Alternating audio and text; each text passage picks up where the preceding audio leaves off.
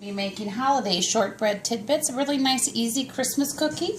Kind of goes along with our week that we're making, are we making gingerbread? We're not, but we've made gingerbread cookies in the past. So 1 cup, which is 2 sticks of butter softened to room temperature, either 10 seconds in your microwave or better yet, leave it out overnight. 1/2 cup of our regular sugar. 1/2 teaspoon of pure almond extract,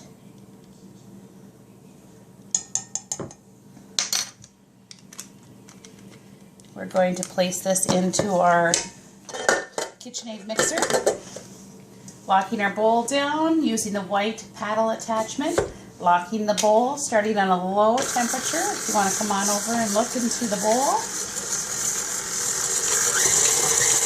we're going to cream it together until it's nice and creamy. Smells delicious with the almond extract. If you have a peanut allergy or tree nut allergy, certainly use vanilla instead, and that is just fine. Okay. We are nice and light and fluffy and creamy. I'm going to unlock it, lift it up, and use my spatula to scrape down the sides to make sure we get it all into the center. Only need to do this once. Maybe at the end as well, but we don't need to stop every single time and do that. Then we're going to add a little bit of our flour. This is 2 1/2 cups of flour.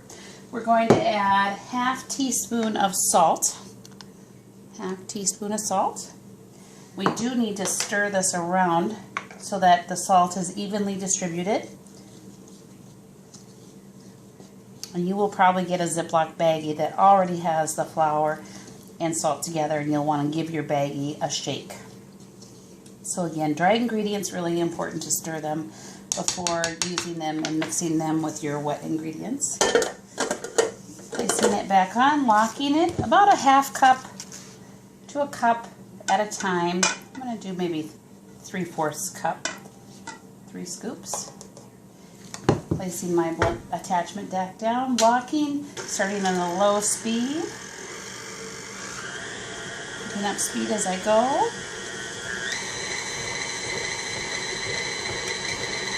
Okay. Once it's well combined, I can add some more. Again, I'll probably do 3/4 of a cup, so 3 scoops. I find the 1/4 cup is really nice, just getting it in there and squeeze it in there. Works better than a large cup.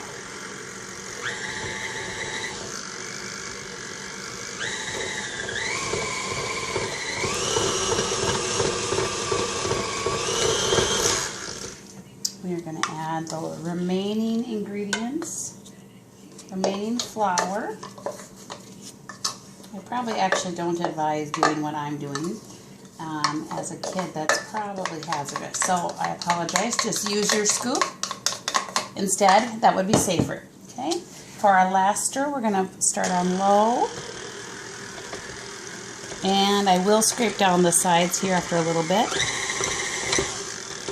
I'm going to stop and pause, scrape down my sides one last time so that I can get a really good, well-blended dough. Still smelling wonderful with that almond extract or vanilla, if that's what you need to use because of allergies, but the almond's kind of a fun holiday flavor.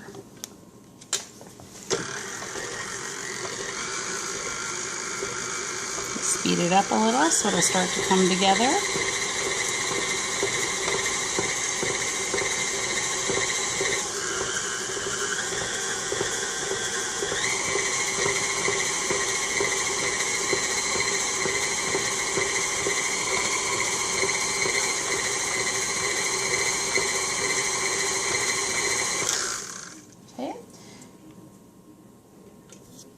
Now we want to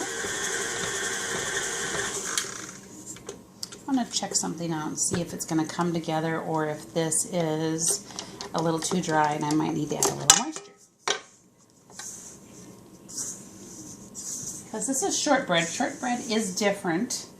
Yep, it's going to come together, so I want to stop when it's crumbly like that. And I need to add so it's not like our gingerbread cookie or a sugar cookie dough, it is going to stay a little bit more flaky because it's a shortbread. I'm going to add my non-perils. And because you want to be careful and cautious, you can do this by hand, mixing them around with the shortbread dough that you've got.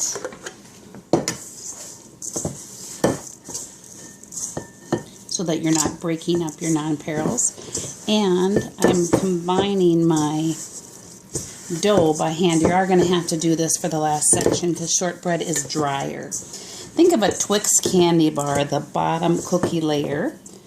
That is sort of the consistency, so not like a traditional really wet cookie. Okay, almost got it combined. This is enough for both partners. You'll just be making one batch. Notice how I'm hanging out with my helper hand and pressing down. Okay, now we're going to transfer our dough over to our pans. Cutting in half. Cut your dough, eyeball it in half. If it's not exact, that's okay. You can borrow from each other to kind of make sure it makes sense. And notice how my bowl is nice and clean and empty. Looks about even. So you're going to press this down. This is deli wax paper, and it actually is not for baking this way. It's to help us to shape it into the flat shape that we need to. You certainly could just do this on the counter and would not need to do this step. Okay. Go ahead and pause that for a minute. Alright, I wanted to point out that you noticed that it was really crumbly in the bowl. Then as we kneaded it with our hands, it became more of a dough ball. Still a little crumbly in that one. I haven't started it yet. But as I pressed with my hand to form it into my pan, into the shapes that I wanted it, it is really smooth and soft now. And you can see that the perils, the non-perils, the little balls are evenly distributed. Removed it nice and easily from my pan. I'm going to flip it over upside down onto my cutting board. Each partner gets one pan. Then you'll gently, carefully use your pizza cutter to cut these into small shapes. That's why they're called a tidbit. You could add a powdered sugar glaze like we have to many of our other items, or you could just eat them plain. They're kind of like a Girl Scout shortbread cookie, only the nice thing is that they've got the non-perils in them, a little more flavorful than the Girl Scout cookie. We're going to place these onto our pan, evenly distributed like any cookie, and that's going to be bake in a 325-degree oven 14 to 16 minutes, keeping a careful eye on them because you do not want to overcook them. And make sure your thickness is approximately the same all the way across your pan, or they won't cook evenly and you might burn some. Each partner will have their own pan that they've cut and made, but you do want to make sure they're the same consistency. And we'll pause for a second and come back as soon as they're baked.